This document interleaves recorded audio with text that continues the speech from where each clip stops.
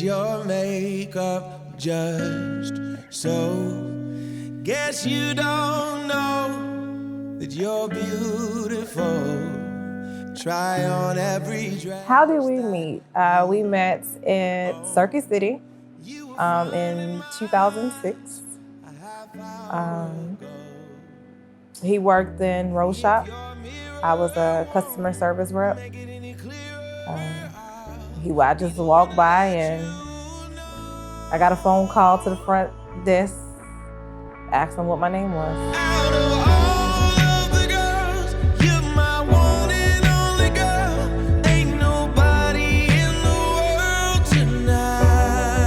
How did we meet?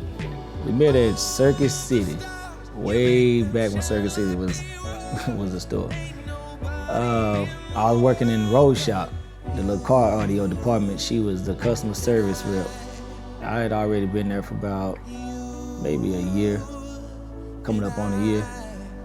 And she just started, and I seen her come in like for an interview or whatever. I didn't really pay no mind. Then when she started, seen her walk back and forth in the store every time. I just looked at the scene. I was like, you know, pretty interesting.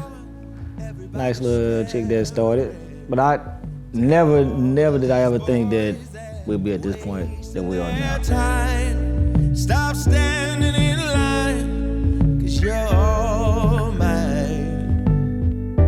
And this evening I won't let the feeling die. What was my first impression when I seen her?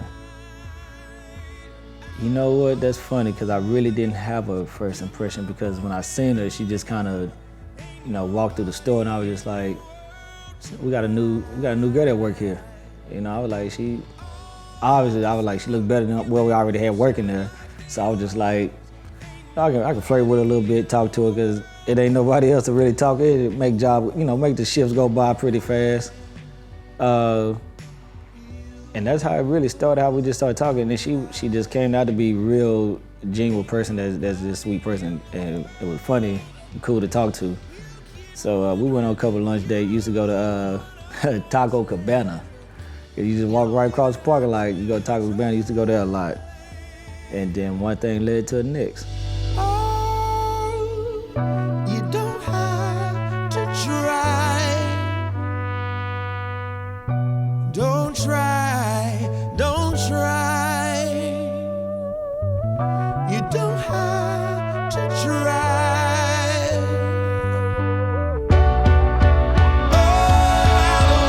My first impression of him, he looked a little corny. I always called him whack when we first met. He just looked goofy. But I could tell he was smart, because he had told me he was going to TSU. So I was like, oh, college boy. I was fresh out of high school, so, that kind of intrigued me. And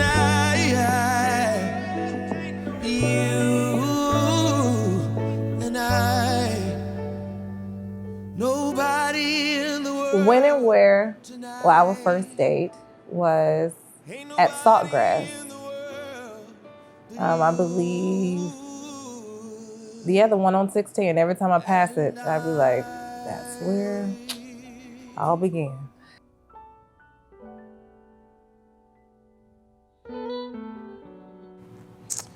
When and where was our first date?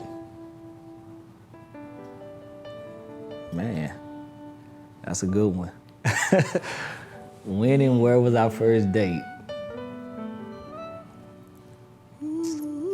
Like official date? I don't know, man. I gotta say, baby, since the day yeah, that's bad, because I don't know. my life, you made me realize that we were born to fly. You showed Where was our first kiss? That was at my house, my apartment. That was our first kiss. I agree. place only lovers go, to a spot that we've never known, to the top. Everything that happened throughout the dinner,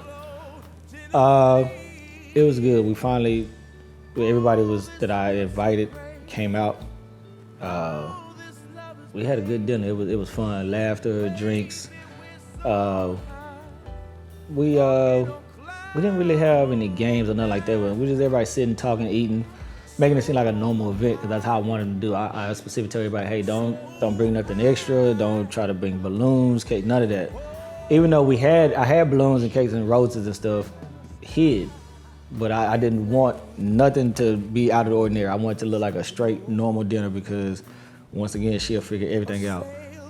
But as I was about to propose, I had one of the waiters had bring up a rose. I had a bunch of roses and I gave one to everybody that was at the dinner. And I had everybody give her the rose and just thank her for all coming out and give it to her. She was thinking like, why they give me a rose for coming out? But it was actually all the roses I want. Instead of me just giving her 3 or 4 dozen of roses, I just had everybody give her one that equal up to it. And then before I proposed, I brought a picture of her dad out.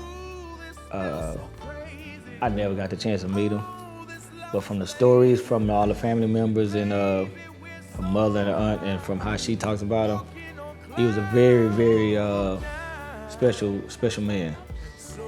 So for me to make this special, because she's special to me, I knew the only way that it would really mean something to be special to her is if I incorporated him in it some kind of way. So I had a picture of him blown up, and the fact of it was that the purpose of it was to make him seem that he's in presence of the proposal. So that's how everything came out. That's how I really hit a spot because every daughter should have their father in their life, and her just unfortunately got taken away from her through death. So that's how that all played out that night, and in my eyes, it was a great success. Walking on cloud nine, you got me up so high, you got me up so high, you got me up so high, my shoes are scraping the sky, you got me up so high, you got me up so high, you got me up. The date is May 24th, 2020. So maybe about May 24th, it's Memorial Day weekend. That is the weekend that her father passed. So I chose that date because her mother lost her significant other that weekend. So I said, well, what's the way I can incorporate her father once again like I did in the engagement with the wedding?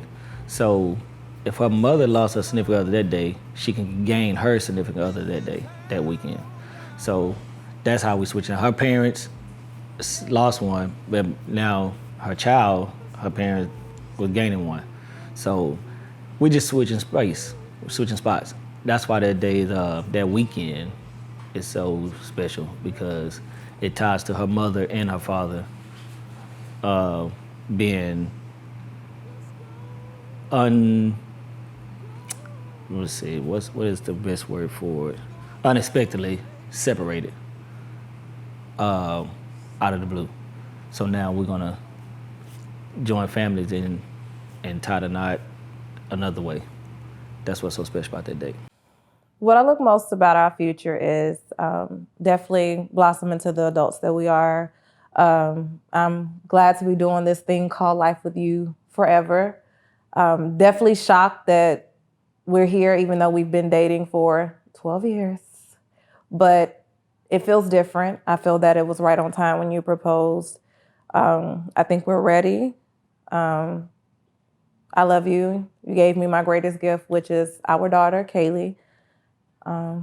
Let's do it. We made it. Message to our future.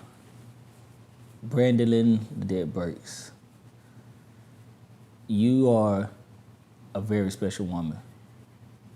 And I promise myself and I promise you that every day you wake up, I'll do my best and put my best foot forward to make you the happiest woman in the world.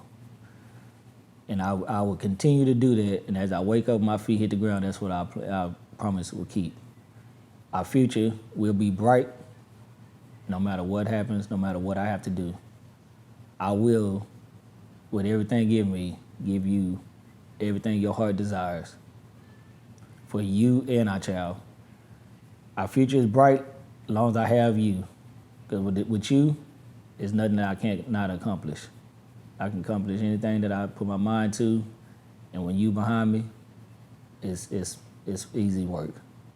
I love you dearly, and I look forward to the day that we walk down the aisle and say I do. I love you. Baby, at the point in my life when I'm tired of playing games, I'm ready to settle down, I'm ready to buy a house, and I'm ready to change my last name, ready to have some kids, ready for the life to live, and all of has to give. I've been your superwoman for so long, ready to be your wife.